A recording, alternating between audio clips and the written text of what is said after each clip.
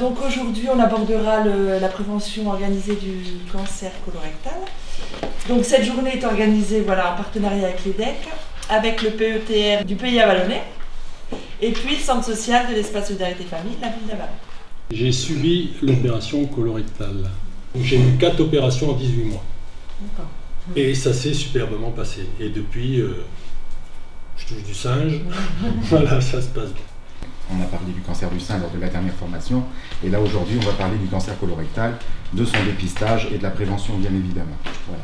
42 000 nouveaux cas estimés en 2015. On n'est pas loin des 50 000.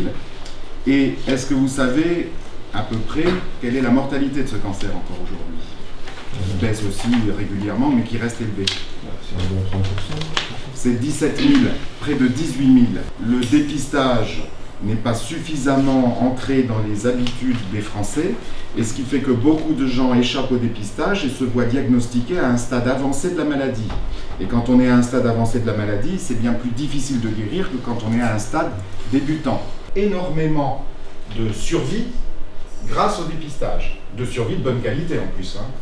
Les cellules ne se multiplient pas à l'infini, parce que sinon mon nez atteindrait le bout de la pièce, puisqu'il aurait l'ordre de continuer, et tel Pinocchio, il ferait 3 km.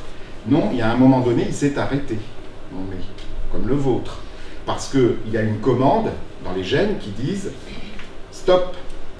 Mais lorsqu'il y a un cancer, les altérations de l'ADN qui sont produites vont conduire la cellule à se croire immortelle et à se multiplier à l'infini.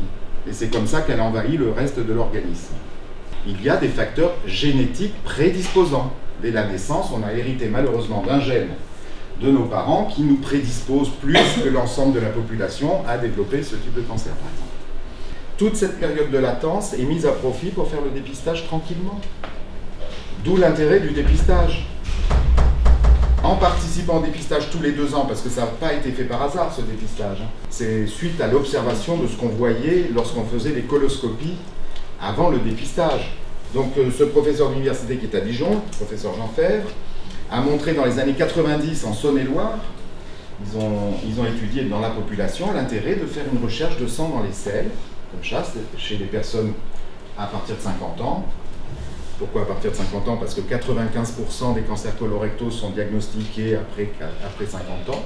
Donc, on s'est dit, c'est intéressant à partir de 50 ans de proposer un dépistage à la population parce que le premier facteur de risque de ce cancer, c'est l'âge. Le dépistage s'adresse à une population, a priori, en bonne santé, sans symptômes digestifs identifiables. Donc la population, voilà, à partir de 50 ans, pas de troubles digestifs connus, pas de saignement visible à l'œil nu, pas d'alternance diarrhée-constipation. C'est la meilleure indication de ce test de dépistage. Parce que justement, si on trouve quelque chose, si le test est positif, on va dire qu'il faut faire une coloscopie. D'autre part, la coloscopie est un examen quand même un petit peu invasif, donc c'est pas anodin. On a, disons, des parents, au premier degré, ou enfants, qui ont ce type de problème.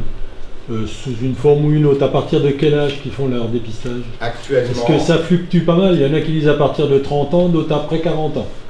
Pour l'instant, le consensus, les travaux, le consensus ont conduit à dire à partir de 40 ans, une coloscopie. Et donc le test, c'est la recherche de sang, et là en l'occurrence d'hémoglobine humaine,